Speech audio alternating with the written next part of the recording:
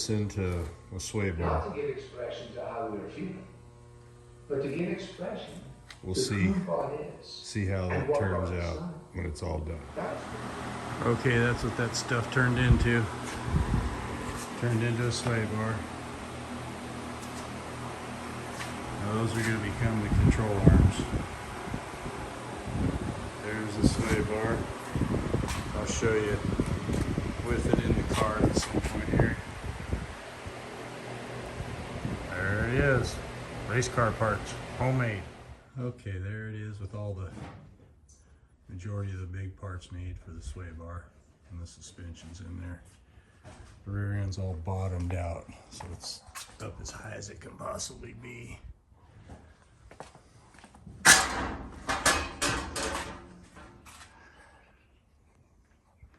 That is the suspension pretty much sitting in there. Still got the panhard bar to make watt linkage. Okay, there you go. Okay, these are the control arms I made. Got left and right hand threads, so you can just adjust from there. Anyways, made these little clamps here. It's a big insert that fits in there, and it's all threaded, and this is attached to what's inserted in here, and this basically locks everything down. Made that, and then basically got the whole rear end all mounted in there pretty much, except for the upper control arm. Got everything mocked up. We're getting close. Getting close. Got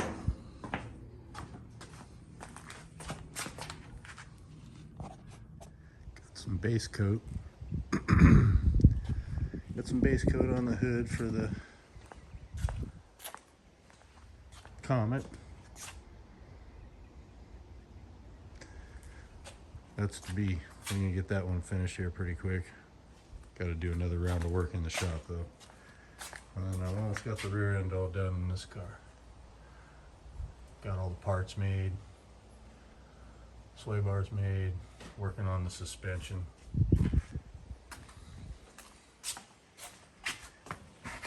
Got the control arms all made with the clamps and all that. Made all that stuff. That was a pain in the butt.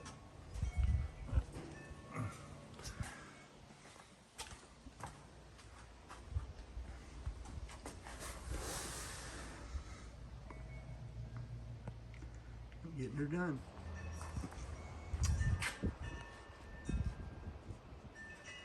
All right. Still got some stuff to do.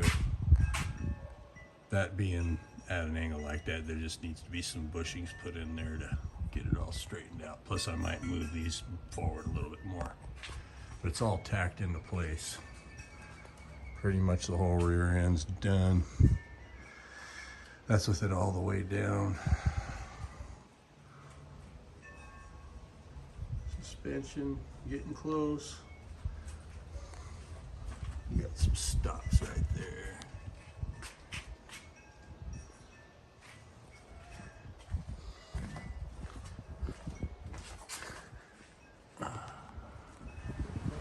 Here's a shot of it from the back end. Still gotta take the wheel wells out. It is almost done. Okay, there's a sway bar in. It's not bolted down, but it's sitting in place.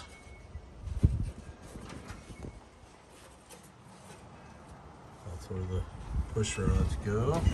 Those aren't welded in either. It's just all sitting in place, but that's the sway bar setup.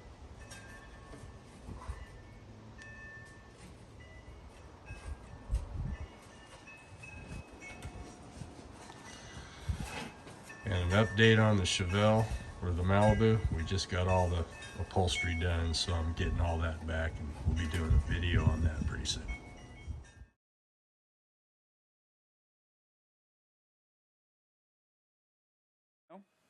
We'll start with the bottom end. It has a cast aluminum aftermarket dart block which saves a little over 100 pounds compared to the cast iron variant.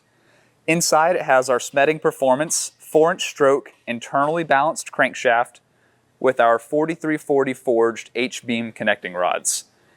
On top of the rods are a set of custom 11-to-1 compression JE pistons. On top of the short block to feed this much cubic inch, we have a set of 220cc CNC ported cylinder heads with a port-matched Super Victor 4150 intake manifold with a custom AED carburetor on top. The engine also has a custom billet steel hydraulic roller camshaft that is 249/257 duration at 50, 640 valve lift intake and exhaust on a 110 lobe separation angle with a 106 intake center line. On top of that, we have a set of 3/8 heavy wall push rods that actuate a Jessel aluminum shaft mount rocker system. This engine also has hydraulic roller valve springs with titanium retainers. This is a rock solid, dependable street motor that the customer can enjoy for many, many, many years and tens of thousands of miles with pump gas and a no maintenance valve train. Because it's hydraulic roller, there's no lash to ever set on this shaft rocker system. So all he needs to worry about doing is changing the oil and having fun. Here she is on the dyno, ready to make some noise. Everything's already broken in, tuned up, and ready to go.